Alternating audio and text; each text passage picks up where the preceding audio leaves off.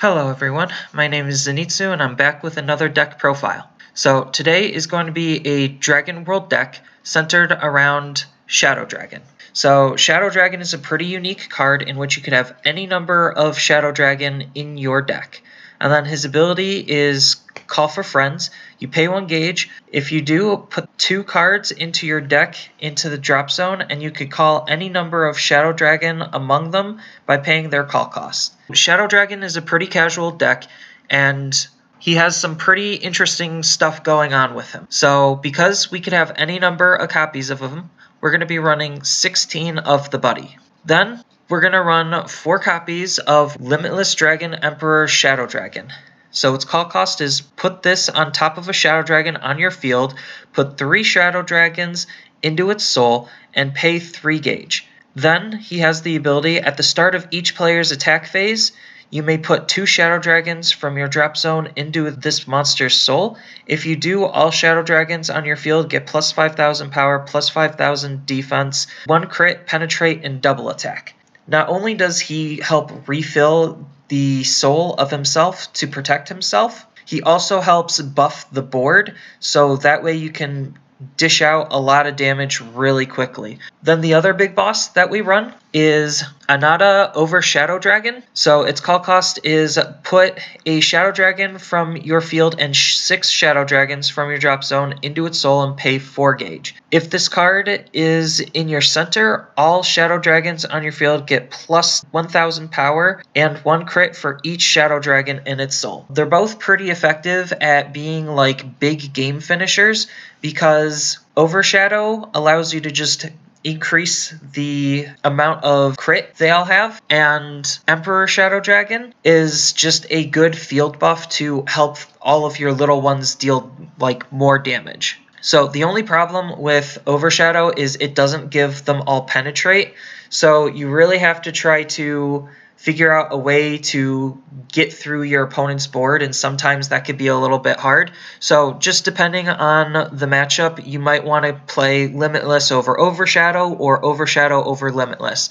But the point is you're just going to be interchanging between the 2 bosses, keeping your soul count as high as you possibly can between the 2 bosses, and just try to deal as much damage as quickly as possible. So that's it for all of the monsters of the deck. Next, we move on to the spells. We run 4 copies of Dragonic Shadow Gauge. Basically, this is you search your deck for 5 Shadow Dragon monsters, put them into your drop zone, and if you do, you just gain 3 gauge. This isn't once per turn, so you could use multiple copies of it, which is pretty good, and most of the time we're going to want our Shadow Dragons in our drop, so that way we could fill the soul of our 2 big boss monsters. And then our boss monsters use up a lot of gauge. This just helps us gain a lot of gauge. Next, we use 4 copies of Dragonic Shadow Shuffle. You can choose up to 3 Shadow Dragon monsters from your deck, put 1 into your gauge, put 1 into your hand, and put the rest in your drop. And then you can only use it once per turn. This basically guarantees you'll get a Shadow Dragon in your drop, you'll charge a gauge, and you basically get to search for whatever Shadow Dragon you want. Most of the time, you're just going to search out one of the 2 big bosses. Next, we run 3 copies of Dragotrap, pay 1 gauge, pay 2 life, and then target monster on your opponent's field can't attack. This just really helps shut down the opponent's attacks, so that way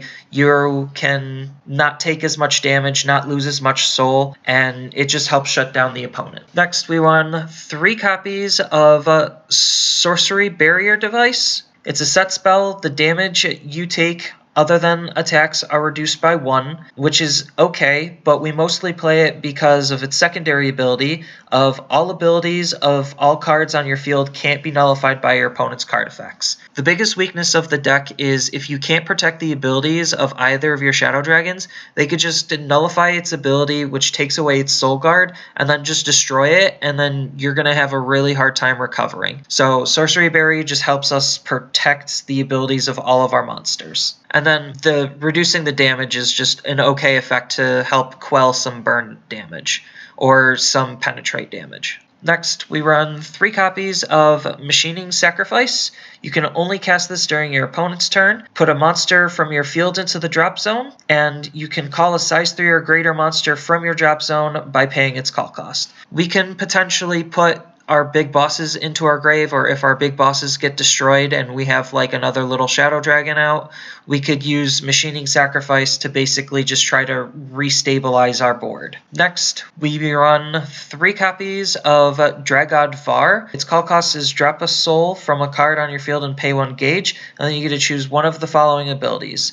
Choose a monster on your opponent's field and drop all souls and destroy it, or destroy a card on your opponent's field. If you do, draw a card. Because our 2 big bosses are going to have a lot of soul in them, we don't necessarily care if we drop 1 soul to Dragod Var to use some of its interesting and good effects. Next, for the item, we run 2 copies of Shadowscale Sword, Dragoshadow. This card can attack even if you have a Shadow Dragon in your center, so the idea is stick your size 3 in the center, and then your left and right are going to be 2 size 0s. And then souls in all Shadow Dragon monsters on your field can't be put into the drop zone by your opponent's card effects, which is pretty good at protecting the souls of them, because even if their abilities can't be nullified, sometimes they could just pick apart the soul. And then on top of that, when a Shadow Dragon monster enters your field from your hand, put the top card of your deck into your gauge.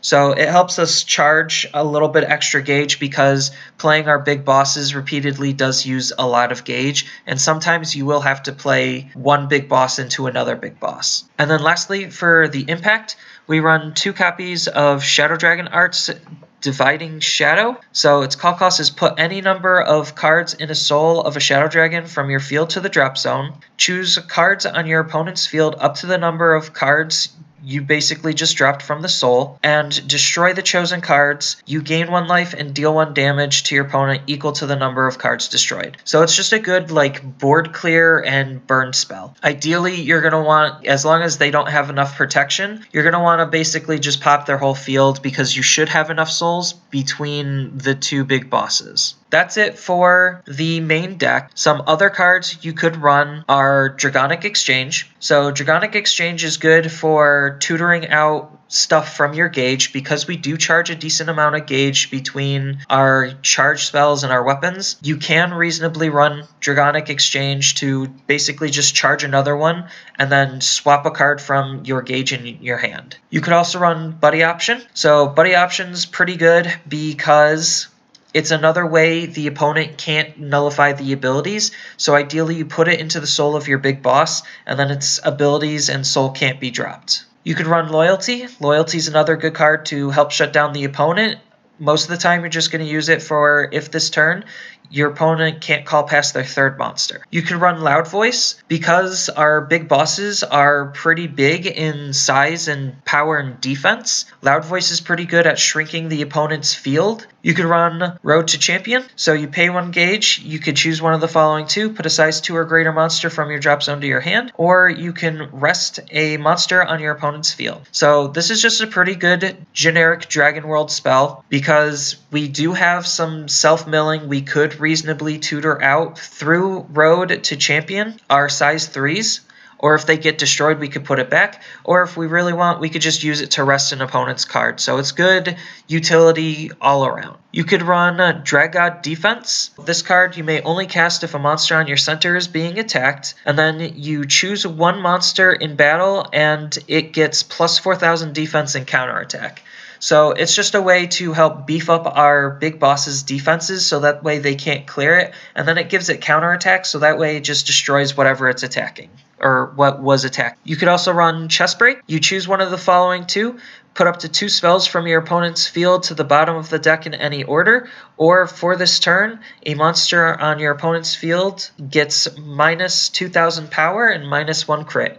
Again, it's just another card to use as utility to either eat away at the set spells that they might have, or just decrease the power of one of their monsters, so that way it can't clear our big boss monster. You could also run Sweet Happy Time. You pay a life and you get to choose one of the following 3. During this turn, all monsters on your opponent's field get minus 10,000 defense. So that part's really good to help our aggression, because our little Shadow Dragons most of the time are small.